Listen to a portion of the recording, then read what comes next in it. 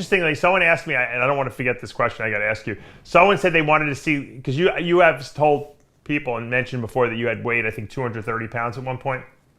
Yeah, 240. Yeah, people want evidence. Do you have any pictures we can put up? Yeah, I have on my Instagram. I have pictures. Not at 240, I have 220. Yeah, people want to see pictures. That's one of the things. Everyone can see. Okay. 18.5-inch arms, you can see. Yeah, okay. You send me the pictures, we'll put them up. But another thing I want to bring up is Ameen Alai, because I think we have to, I want to just put it out there. First of all, I want to say that I'm friends with him. And I know you guys, and he actually introduced you to me. And, so I thank him for that, obviously.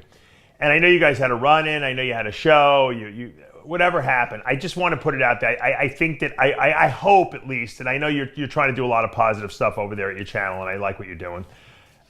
I think we should lay off Ameen. I think you should not continue to do what you were doing. And the reason I say that is because, you got to, at some point, you have to have compassion for someone. Ameen might have gone through some problems, but he lost a child essentially, and you can never put any kind of a qualifier on anyone who loses a child, because you can't imagine what it feels like unless you're a parent yourself and you've had your kid get sick. And I don't know, obviously his wife had some problems from that happening. He was affected emotionally by it.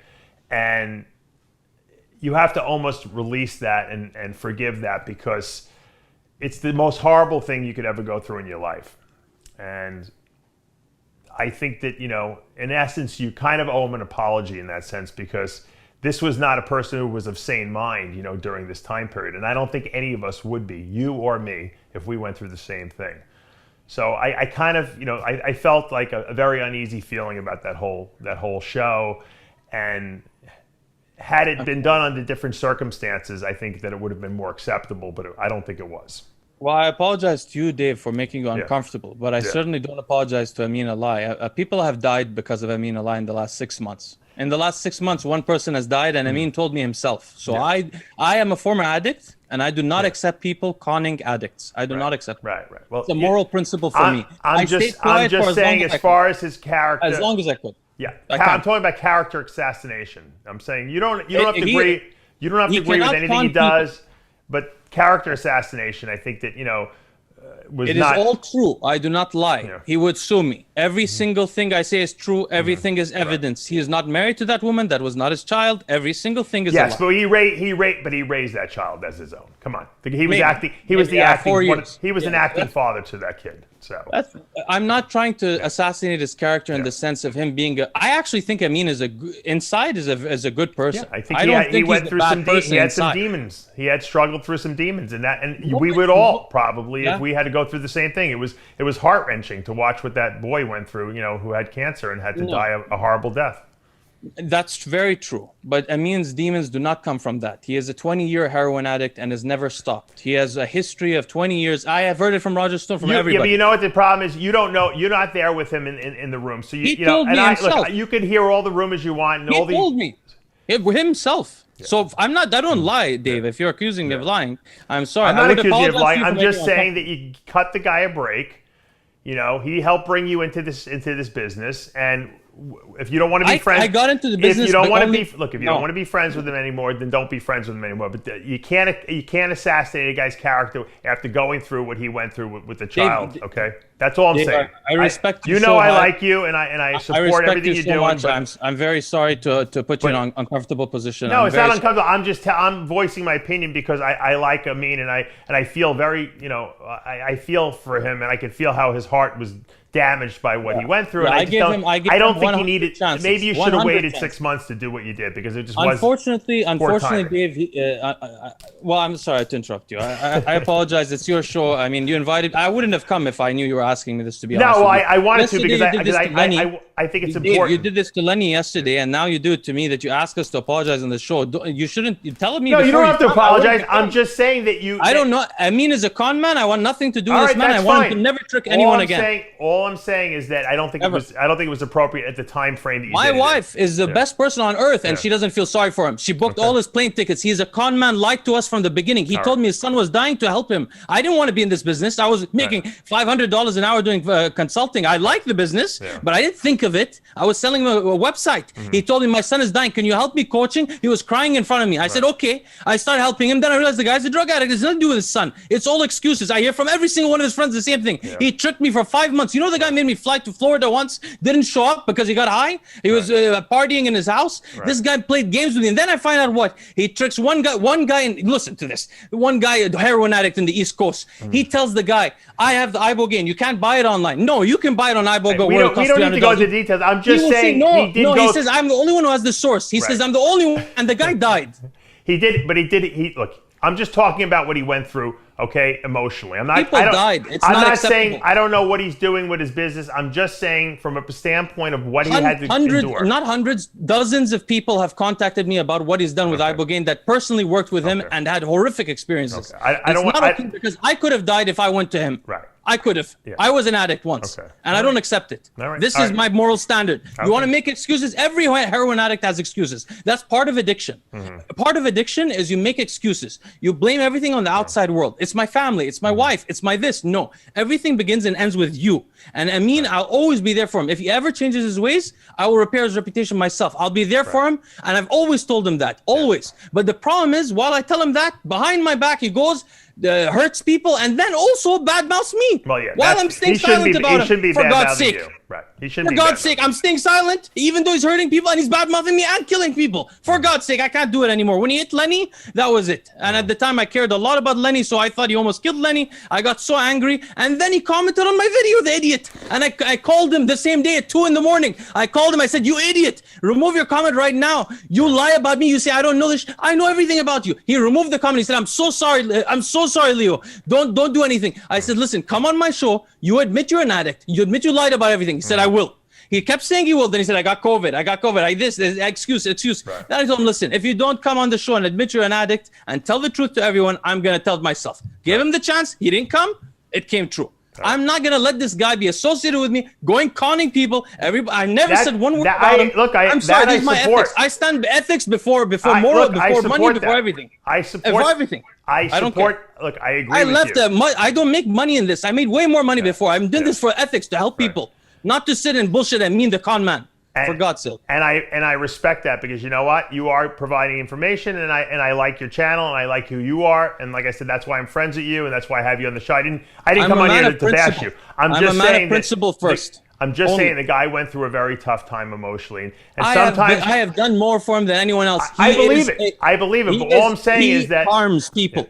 He harms people. All right. Well, then I swear that's a separate subject. I'm just saying that from a perspective of what he went through emotionally with the child, all I'm saying is that you have to have a little compassion for the guy. That's all. But you don't have to associate with him. That's why I worked with him. I'm not telling you to endorse what he's doing. He cried in front of me, and I worked with him. I left I worked 5 hours a day, Dave. I had another job just to help him. I believe you. I made no money. I made hundreds of $1,000s a year. I was helping him for free for his son, man. I have compassion. But when you hurt people that much and you don't change, I stay quiet because he's an addict. I was hoping he would change. I told Roger thousands of times, I hope you'll change. I hope you'll change. He doesn't change. And then he keeps harming people. Then he talks about me. No.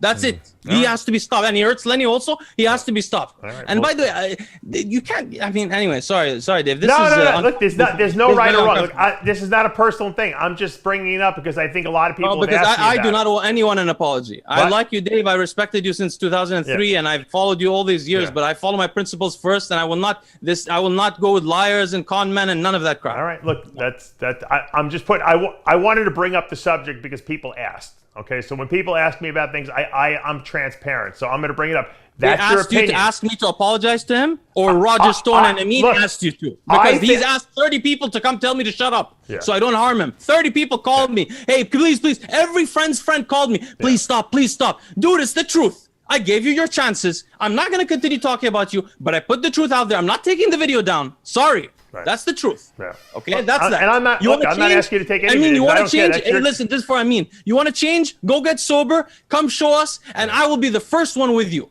Yeah. You will come on my show, my partner, everything. If you're sober, you come back on. You're a good guy, but get sober. Otherwise, no. There's no. I'm sorry. You can't trick people.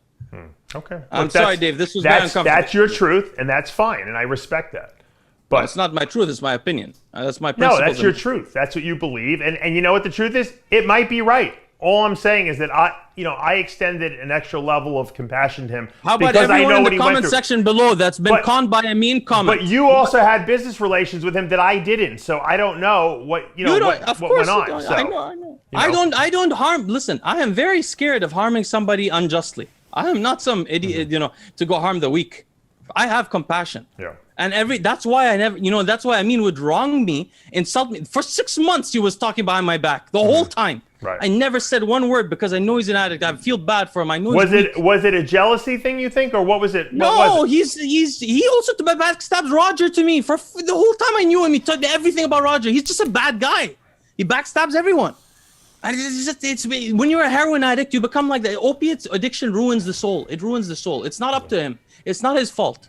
The addiction ruins the soul. It happens to everyone. Alcoholic soul, he becomes mean. He becomes violent. Opiate addict soul, he becomes selfish. That's just how the drug does it. And you can't help him by saying, no, he's going through this, all this stuff, because that's how the addiction works. I'm sorry, Dave, for talking so much, but I feel very passionately about this. Had I known you would ask me, I wouldn't have come on. Honestly. No, I wanted to ask you because you're as transparent as I am, right? So I mean, if I didn't ask you that question and I just let it sit there now you harmed his reputation even more. No, then I wouldn't be doing my job, because my job is to talk about what people want to know about, and that you did a very explosive episode about him, and I felt that it was necessary to get out there. I gave you my opinion. It doesn't matter because you had a different dealing with him. And that's your opinion, and that's your truth. I have a 1,000% certainty that what I'm doing is right, and I know that because I am compassionate. My wife is an angel, and she doesn't feel sorry for him. Okay. An angel, my wife. You can see her on the video. She's from heaven, and she says, this person is the worst human being I've ever known. All right. Like she was so sick of this evil, lying, conniving human being. And then to know he's killing people. Right. I mean, and then Lenny, you know what? After he did the Lenny ibogaine, I don't know if you noticed, sudden change in Lenny's behavior physically. Yeah. Suddenly, massive breathing. I don't know if it's because he started filming more, but trust me, 200 beats per minute for 2 days straight with heart failure, 35%. Do you know what they told Ameen before I left him? What? Never do ibogaine with Lenny. Please, don't ever do it. He will die. Right. And Ameen went behind my back, did it 6 months later. That's why I blew up on him. Because he knew he could kill Lenny. He told me, I brought nurses. You don't know crap. I told you to take up a beta blocker. You didn't even take that. Lenny could have died. Right. Genuinely could have died. Lenny is obviously not the healthiest guy. I mean, he's 335 pounds now, which is not something you want to do to your body when you have heart issues and congestive heart failure. I mean, obviously you can take one look at his legs and they look like a typical textbook, congestive heart failure patient. He was saying that he used to have 35% ejection fraction, and judging by the videos that he was filming before 3 years ago and how his videos are now, I don't know anything about ejection fraction, but I assume it must be half or less. Well, so I assume he's basically in acute heart failure at the moment. Look, you've tried to help him. I've tried to help him. Other people have tried to help him. Lenny does what Lenny wants to do. Obviously, I was just asking him the other day when he was on After Hours about this, and he wants to be huge. I don't know. What do I? Everyone has different goals in life. Some people don't care about living. They want to just be a certain way, and they'll live their life that certain way, and then it's over. I choose to want to live a long time. But I know you feel the same way. So I believe it's fear. The fear of facing reality and trying to struggle. The fear of failure. The fear of trying to be healthy and failing. Like the fear to succeed. Yeah. I feel that that's what's inside his psychology, but I can't get to it. I tried my hardest. Last week, as I told you, I sent I researched heart failure, honestly, guys, for like 3-4 hours just by myself at home. Sent him Instagram messages. I was typing for hours, so long. And he just said, okay. I mean, at the end, I know he doesn't follow any of it, but I tried my best. At this point, I try to help him with the detoxification of his body and get that abdomen down with that visceral fat, and he didn't want to listen. Look, I explained to people the other day, I had enlarged left ventricular function or size and hypertrophy in my heart for years, after bodybuilding. And, I saw a doctor. Most doctors said, it's not going to go away. And I knew it was basically athletically driven from lifting heavy weights. And the last 5 years, since I basically haven't been lifting heavy weights and I really haven't, I haven't taken any anabolics or growth hormone, my heart got smaller. My left ventricle is only mildly, enlarged now. So the heart is a muscle and you can detrain it. And just like if Lenny wanted to get his heart back to normal size and he lost, 100 pounds, which he'd still be Big Lenny at 100 pounds less, he'd probably have a much less likelihood of having a heart attack and dying. But, obviously mentally he can't handle that. Well, you're on a beta blocker, which is shown to exaggerate. I'm not on a beta blocker, no. You're not anymore? No, I was only on one for about 2 months. It didn't do anything to my blood pressure, and it didn't really affect my heart rate at all. So I didn't. Massively increases the speed of left ventricular whatever they call it. That's why they originally put it on, but I didn't. It didn't necessarily. That's why I'm on it. That's one of the reasons I'm on it. I'm telling you, you know what happened? I started trying to have babies, and that you get retrograde ejaculation from that, so it can infect how you get your wife pregnant. So I went off of it. And I was off of it so long because we had 3 kids that my cardiologist said, you don't even need it. Your heart has gotten smaller. Your blood pressure's fine. And so he said that. That's funny. You mentioned that. I've never heard of that side effect. It does, definitely. Yeah, when you look for, problems with. Did you notice it, or is it something you wouldn't notice? It feels different a little down there, but they've shown that it can definitely influence the ability to get a woman pregnant, yeah. Something we don't talk about often enough, I think maybe the viewers don't know, is that your semen actually has antioxidants in it. And the more antioxidants you're consuming when you're trying to conceive, in addition to your fertility protocol, right, like using ubiquinol and using vitamin C and NAC and these things, will actually affect the health of the sperm in the end. And actually, when you go to fertility clinics, they actually give you antioxidants, like prescription ones. Morphology of the sperm too is important. Vitamins, minerals, trace metals. Your sperm are basically just a microcosm of your whole body, right? I mean, so if your body is toxic, your sperm are not going to be, the healthiest things swimming around. And if you're a bodybuilder and have low sperm count to begin with, it's like you got 2 whammies against you. So you can boost up sperm count and motility, but if the morphology is not good, you won't get a woman pregnant either, Dave, can you answer me a question? Because you're the expert on this. So now there's a huge debate going on in the bodybuilding world about Greg Doucette, which I sort of, honestly, I sort of started, not the debate, but the question about whether he's really on TRT. So Greg Doucette, in the end of last year, around December, finished this competition and then said he went on 140 milligrams of testosterone with no aromatase inhibitor, no growth hormone, and absolutely no other compound from then until now. Yet somehow, he's very muscular on TV, and he has very thin skin. Looks like he's an aromatase inhibitor. Looks like he's using 2 units of GH, but he's not. So I've been pointing this out, and I think he's lying to sell cookbooks. And so I've been saying that, right? And now people started to believe me for some reason. And so Greg mentioned that now he's going off HRT. So it's another level. He was already on HRT, but now he's going off. So we don't know if he's going from 1,000 to 500 or what. We don't know what's going on exactly. So today he made a video trying to clarify and respond to my accusations about the AI and the GH and all that stuff. And he said in the video that his sperm motility was excellent, not just his sperm count while he was on the 140 milligrams, which does not make any sense unless you're on an AI. If you're on an AI, and even then it wouldn't make sense, by the way, it'd still be a lie. But the only way it would happen is if you're on an AI, because he himself says 140 is over the natural dose. So your mind would recognize the negative feedback signal, reduce the testosterone synthesis. Unless you're on an AI, maybe it'll reduce it a little bit less. So at least he's on an AI. He's lying somehow. Well, the funny thing is that a low dose of testosterone is actually, I find, worse than a high dose. High dose of testosterone, your concentration in the bloodstream actually is higher. So when it goes through the testicles, you might actually get some stimulation down there. Whereas when you have a low dose of testosterone, you've diluted down your testosterone so much that the blood supply that goes through the testicles, there's almost no testosterone there. The reason why you produce sperm in your testicles is because you're cranking testosterone right there. So it's bathing those Sertoli cells.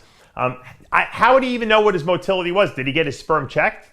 He claimed he did, but by the way, every time he does a blood test, he literally screenshots a tiny line. It never has his name on it, and he never shows more. You got to get a sperm. You got to give a sperm sample to get a motility test. You can't take a blood test and do that. He didn't show. But even if he showed that test, he would just show like a time. He's. You know what the truth is? I don't see why Greg Doucette would actually even lie about this stuff. There's no reason for him to lie at this point because he's pretty transparent anyway.